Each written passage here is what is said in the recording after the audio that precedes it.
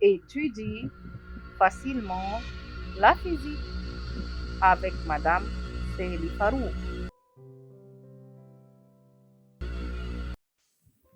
Dans le dernier leçon, on a su que toutes les quantités dérivées, on peut les déduire à partir des grandeurs fondamentales.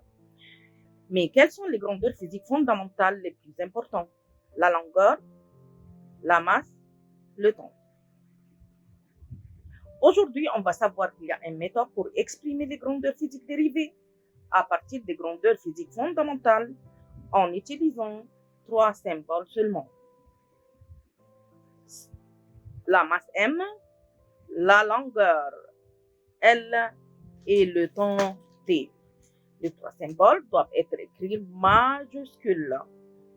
Alors, les quantités dérivées sont exprimées par masse, longueur, temps. Cette méthode, on l'appelle l'équation aux dimensions ou la formule de dimension. On va faire plusieurs exemples et on va faire déterminer comment déduire l'équation aux dimensions. Ensuite, on va définir l'équation aux dimensions. Mais il faut savoir avant l'explication qu'il y a plusieurs symboles dans la physique. Il faut les savoir, comme la distance a pour symbole X ou S ou D. La masse, son symbole est M minuscule. La masse, c'est écrit parfois M minuscule et parfois M majuscule. M majuscule si on parle de l'équation aux dimensions. M minuscule si elle se trouve dans une loi. Le temps a pour symbole T minuscule, mais T majuscule si on utilise le temps dans l'équation aux dimensions. La vitesse TV. L'accélération est A minuscule, mais A majuscule si on parle de l'air, on écrit A majuscule.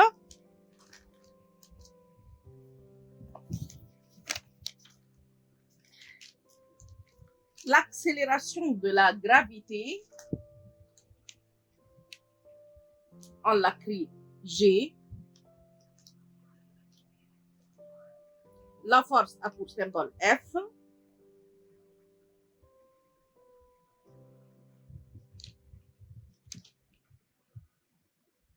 Le rayon a pour symbole R. L'air qu'on a dit A majuscule. On doit savoir que A majuscule c'est l'air, mais A minuscule c'est l'accélération. Le volume a pour symbole V, mais on doit écrire OL pour ne pas confondre entre la vitesse et le volume.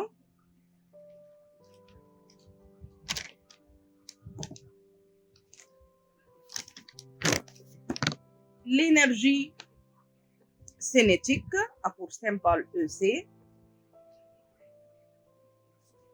Le travail a pour symbole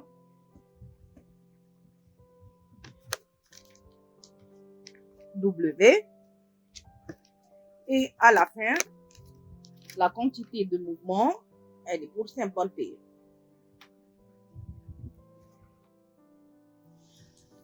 On va donner un exemple sur l'équation en dimension. Trouver l'équation en dimension de la vitesse ou trouver la formule de dimension de la vitesse.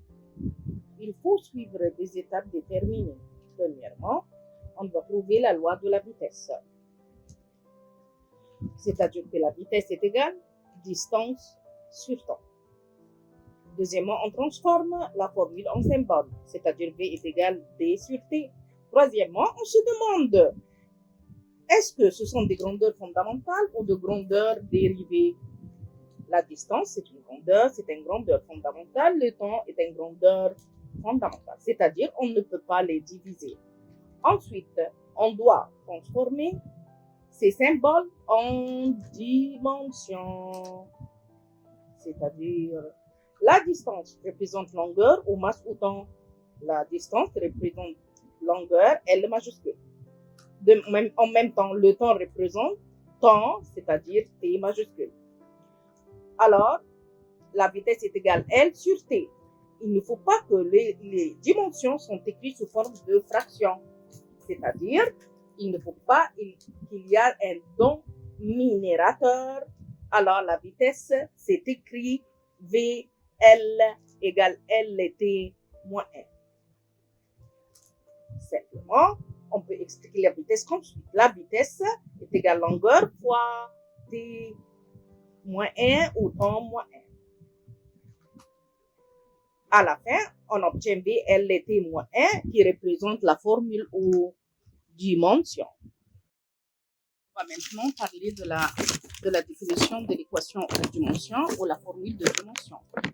C'est une image abrégée pour exprimer les quantités dérivées à partir des quantités fondamentaux comme la longueur, la masse et le temps. Chacun d'eux est élevé à un certain puissance. Que veut-on dire par chacun d'eux élevé à une certaine puissance? C'est-à-dire que, par exemple, la vitesse a pour équation de dimension L puissance 1, T moins 1. Chaque dimension est élevée à une certaine puissance, mais par condition un même nombre, c'est-à-dire la quantité A plus ou moins 3 fois quantité B plus ou moins 4. Alors, la dimension de la vitesse V égale LT moins 1. Est-ce qu'on peut ajouter la troisième dimension M? On va savoir si oui ou non. Dans ce cas-là, on peut utiliser les règles de maths qui énoncent que n'importe quel chiffre à une puissance 0 égale à 1.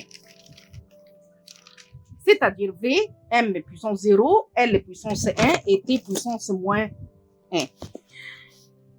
Alors, la dimension de la longueur, maintenant, on peut l'écrire M puissance 0, L puissance 1, T puissance moins 1. Est-ce que ça c'est juste? Non, c'est pas juste. Mais qu'est-ce que sera la réponse? La réponse, ça sera la dimension de la longueur est L.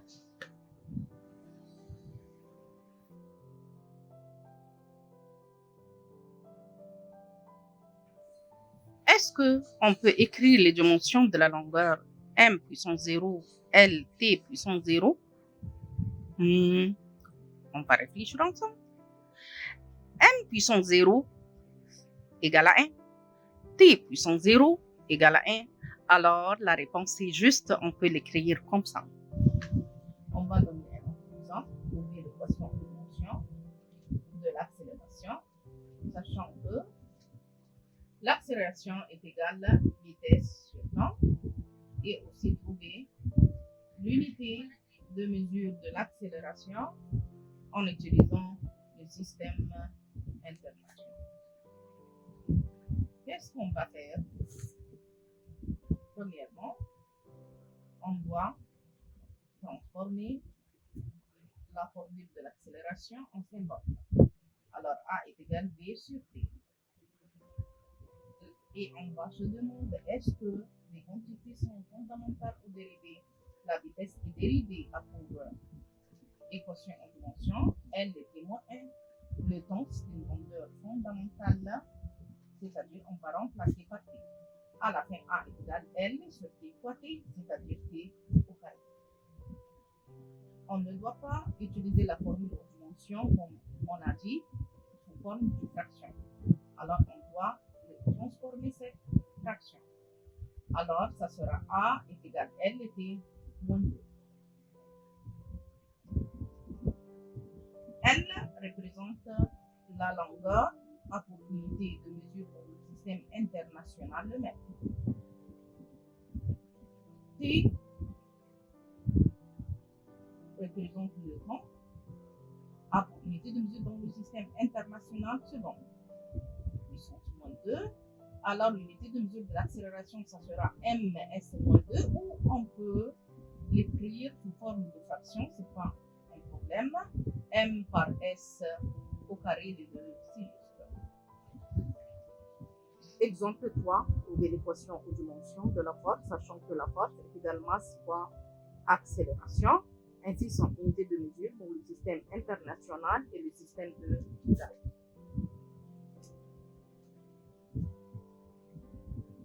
N'oubliez pas que La multiplication est écrite entre les symboles comme point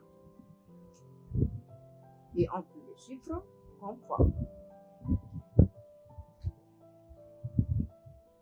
C'est-à-dire F est égal à M dot A. Mais si on utilise des chiffres, on écrit X ou fois. La question maintenant, est-ce que les quantités sont fondamentales ou dérivées? La masse est une quantité fondamentale. L'accélération est une quantité dérivée.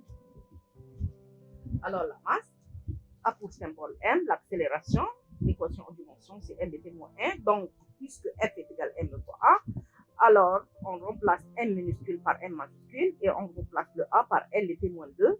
Alors l'équation aux dimensions de la force, ça sera L était moins 2. Maintenant, on a des quantités fondamentales dans le système de Gauss. Et le masse, par symbole M, système de Gauss G. La longueur a pour symbole L majuscule, unité de mesure centimètre. Le temps T majuscule, unité de mesure S. Alors, l'équation de motion de Fm, elle était moins 2. Unité de mesure C, grammes, centimètre, S seconde moins 2.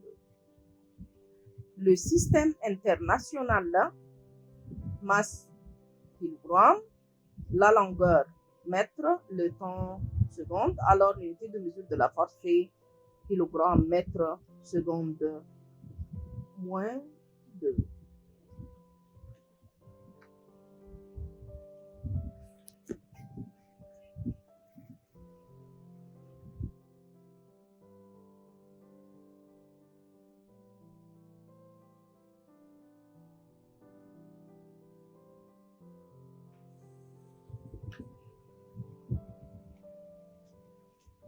On va donner un autre exemple.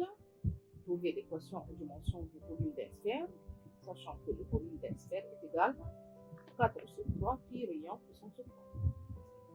Qu'est-ce qu'on va faire? D'abord, on va transformer la loi en symbole. Mais comment?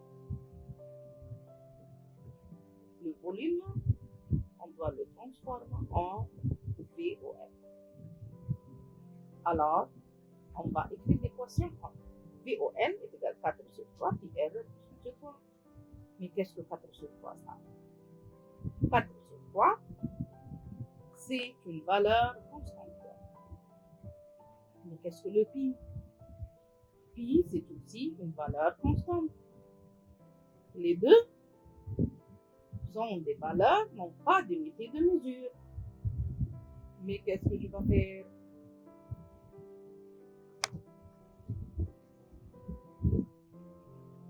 Il nous reste le rayon. Le rayon est une distance. Alors, on remplace R puissance 3 par L puissance 3. Donc, le volume est égal à L puissance 3. L'équation en dimension du volume est L puissance 3. Et on peut écrire M0, L puissance 3, M0